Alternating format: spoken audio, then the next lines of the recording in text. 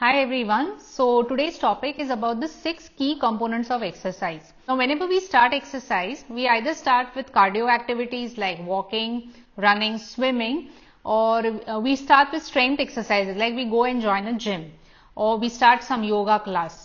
Now, today we are going to understand what are the 6 key components you should consider whenever you start exercise of any form. Now, if you want to build a strong, toned and overall a very good physique, then these 6 key components are very important. So, I am going to break down details of each of these components and make it very easy for you to understand how to work on these areas, these different areas of exercise. So, what are the 6 key components? Cardiovascular endurance, muscular strength, flexibility, balance and body composition. So whenever you start any form of exercise, it is very important that you work on all these 6 areas. So let us understand how each area is important and which are those exercises which will help you to develop these areas. Now the first one is cardiovascular endurance. Now this is basically your heart health and your lung health. So cardiovascular endurance is basically the body's ability to continue with activities that require oxygen. Now which are these activities? They are like walking, running, cycling, jogging, dancing. So these are all cardiovascular activities or cardio activities as they are popularly known. So what happens when you do these activities?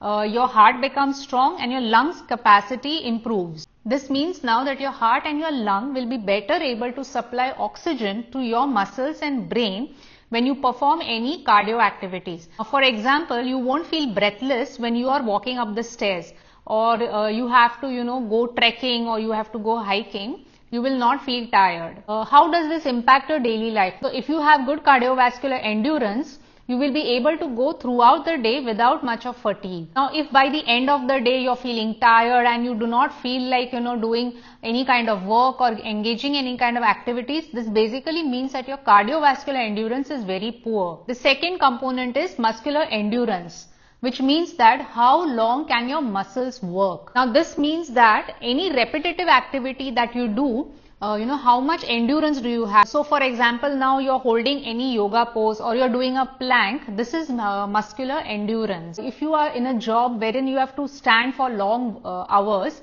and you are not able to do so, your legs get tired by the end of the day, that means your muscular endurance is very poor. Now this is because your postural muscles, now in this case, if you're standing for long periods, your calf muscles are not stronger. That is, they cannot hold on to a position for a longer period of time. So here you have to improve your muscular endurance. So wherever your muscles are getting repeatedly used, that is basically muscular endurance. The third is muscular strength. Now this means basically how much can your muscles lift, or the amount of force required by your muscles in a single effort. For example, you're trying to lift a heavy suitcase or you're trying to lift your bag of groceries. There basically you need good muscle strength. Anywhere when you're lifting something heavy, that tests your muscle strength. Now if you have stronger muscles, it will improve your posture.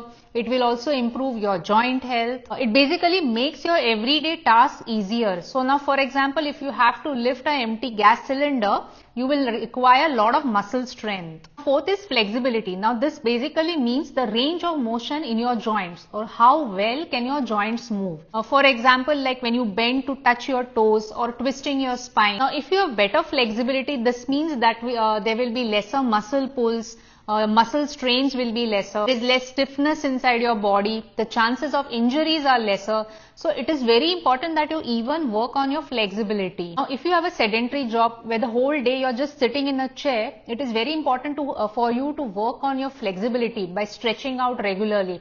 Now stretching out your muscles keeps them in good working condition, it reduces the stiffness inside your body, and you're less likely to suffer from neck, back and shoulder aches. Fifth is balance. Balance means your body's stability. Balance basically helps you to stay upright. It helps you to hold your body's position when you are stationary or you're moving. So even when you're walking or you're running, your body is holding you in the space, it is holding your position in the space. So that is balance. Now why is balance important? Now imagine that when you're walking on the road or you're walking somewhere and suddenly you slip. How will it prevent a fall is when you immediately hold yourself, your body holds you.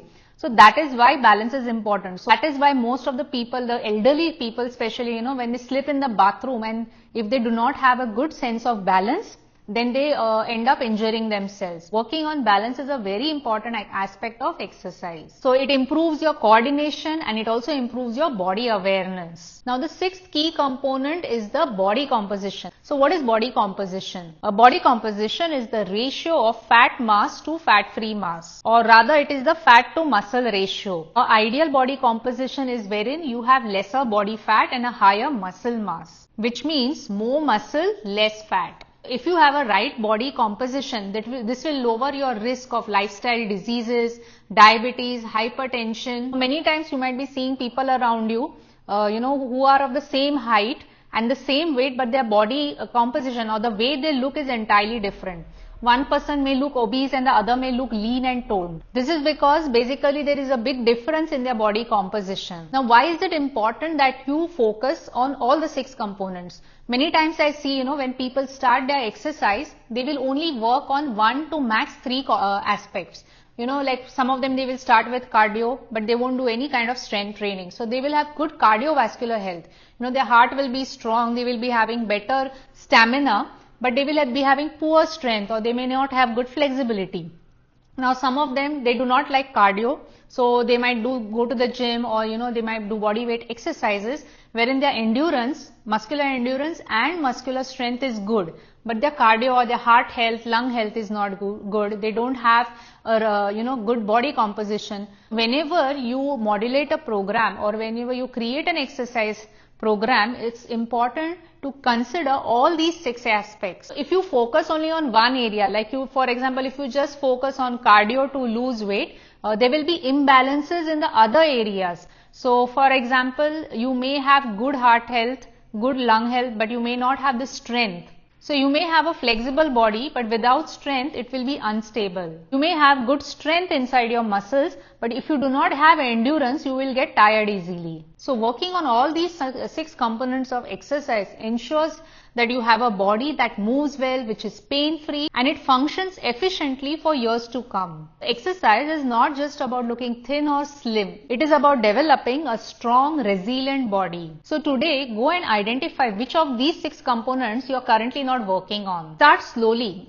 Pick up any one component and slowly start working on it and building upon it. I am Shraddha Nayak, a nutrition and fitness coach. If you are visiting my channel for the first time, please take a moment to subscribe. See you soon in the next video.